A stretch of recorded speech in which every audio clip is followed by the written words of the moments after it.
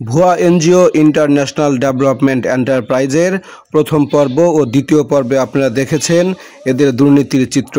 তবে এবার আরেকটু নতুন কিছু কাহিনী বলি। সহজ সরল মেয়েদেরকে নিয়োগ দিয়ে তাদের দিয়েই মূলত কাজ করিয়েছে এলাকায়। পাশাপাশি ডাংধরা ইউনিয়ন পরিষদের চেয়ারম্যানের নামেও তারা প্রচার করেছে যে চেয়ারম্যান আমাদের সাথেই রয়েছে, যেটি সম্পূর্ণই উল্টো।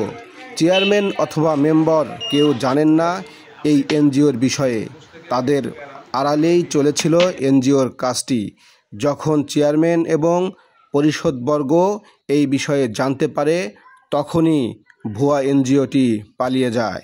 এখানে এই এলাকায় ডাংধরা ইউনিয়নে এক ভুয়া কোম্পানি ঢুকে সে কাজ করছে। এলাকায় অনেক অসহায় মেয়েদেরকে তারা ভুলে দিছে, চাকরি দিছে। চাকরি দিয়া ভুল কথা তথ্য নিয়ে ঘরের টাকা পয়সা নিয়ে তারা আজকে উদাও হয়ে গেছে। এখানে চেয়ারম্যান মেম্বার তারা কেউ জানে না বা তারা এর সাথে জড়িতও নাই। আমি 15 জনের কাছ থেকে টাকা নিছি 50,000 করে। অফিসে জমা দিছি হয়েছে 40,000।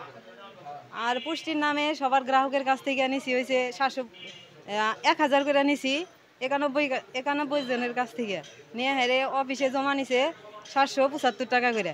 বলছি যে এনজিও যে ইন্টারন্যাশনাল ডেভেলপমেন্ট এন্টারপ্রাইজ, এটা একটা বিদেশি সংস্থান বলছে। বাবা ওই সাজু, রেজা, কামরুল আর হয়েছে রনি অডিট। ওর সে বলছে যে গ্রাহকের কাছ থেকে ঘর দিবে 20 হাত ঘর দেওয়ার জন্য, মনে করেন 40,000 করে টাকা নেওয়ার জন্য। পরে গ্রাহকের কাছ থেকে আমি 40,000 করে টাকা নিয়ে হেরে তাদের কাছে জমা দিছি। টাকা আমরা মামলা করছি, কারণ মামলায় যাও তাই টাকা না দিলি গেলে এখন ওটা পরবর্তী টাইমে যদি মামলায় যদি রায় নাই পায় পরবর্তী টাইমে দেখা যাবে যে কি করা যায়। মা বাপ থাকবে না কেন? আমরা টাকা নিছি ঠিক আছে, কিন্তু আমরা নিয়ে তো জমা দিছি তাদের কাছে। তার মধ্যে 5,000 টাকা করে তারা নিছে। প্রথম আসছি তখন এমনিতে এখানে চাকরি হতো কাউন্টার চর। আমরা ভাবছি যে হয়তো চেয়ারম্যান জানে। পরে বক্তিয়ার মেম্বার বললো যে আমরা কথা বলছি যে চেয়ারম্যান ছিল, কিন্তু চেয়ারম্যানের সাথে কি কথা বলছে না আমার জানা নেই যে না এই কথাটা বলছি। তো আমরা ভাবছি যে হয়তো বা ঠিক আছে চেয়ারম্যান হয়তো বা জানে, কিন্তু পরে শুনলাম যে জানে না, এই খবর হয়ে গেছে জানে না।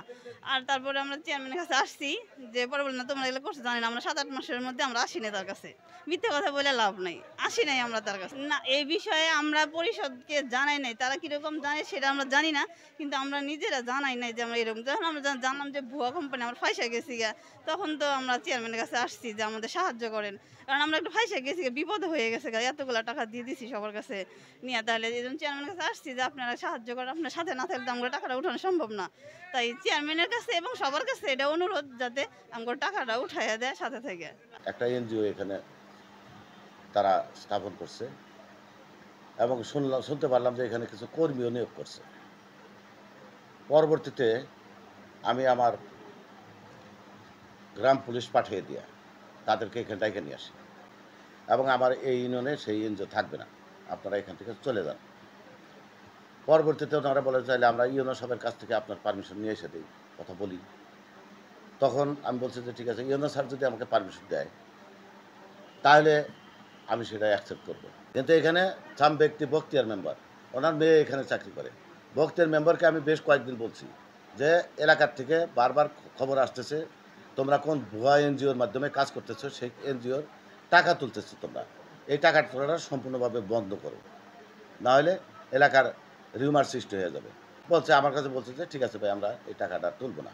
কিন্তু পরবর্তীতে দেখা গেছে যে ওরা পর্যায়ক্রমভাবে টাকাটা তুলতেছে এবং সেই এনজিও না কার কাছে টাকা দিচ্ছে এটা আমার জানার বিষয় না। যাই হোক, এখন আজকে ওরা আমার কাছে আসছে, এনজিওর যে যারা কর্মী তারা আসছে যে আমার কাছে যে আমরা যে টাকাগুলো তুললাম সেই সহযোগিতা আপনি আমাদেরকে করবেন। যে আমরা ওই ভুয়া একটা এনজিও, আমরা এটা বুঝতে পারি নাই, যার কারণে এই এনজিও আইসা আমাদের কাছ থেকে টাকা পয়সা হাতিয়ে নিয়ে গেছে।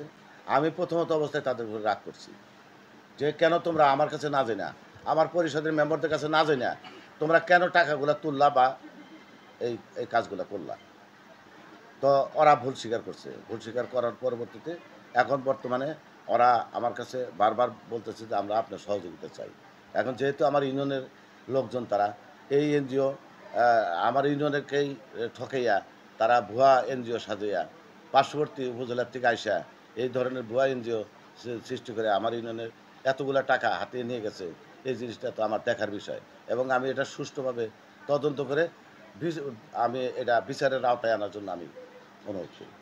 ভুয়া এনজিও টাকা নিয়ে যাওয়ার পরে জানতে পারলাম ডাংধরা ইউনিয়ন থেকে ব্যাপক পরিমাণ মানে 3 কোটি টাকা তারা হাতিয়ে নিয়েছে। কিন্তু আমরা ইউনিয়ন পরিষদের সদস্য হয়ে আমরা 9 মাস পরে জানতে পারলাম যে টাকা নিয়ে গেছে, কিন্তু আমরা ইউপি সদস্যরা আমরা কোনো কিছু জানি না। এখন আমার কথা হলো এই ভুয়া এনজিও সেজে ডাংধরা ইউনিয়ন থেকে যে টাকাগুলো নিয়ে গেছে, এই গরিব অসহায় মানুষের ঘর ছাড়া যারা ছিল অসহায় মানুষ তাদের কাছে 50-60 হাজার করে টাকা নিছে। দ্রুত গতিতে তাদের কাছ থেকে টাকাটা কিভাবে উদ্ধার করে আনা যায় সেই ব্যবস্থা করা হোক।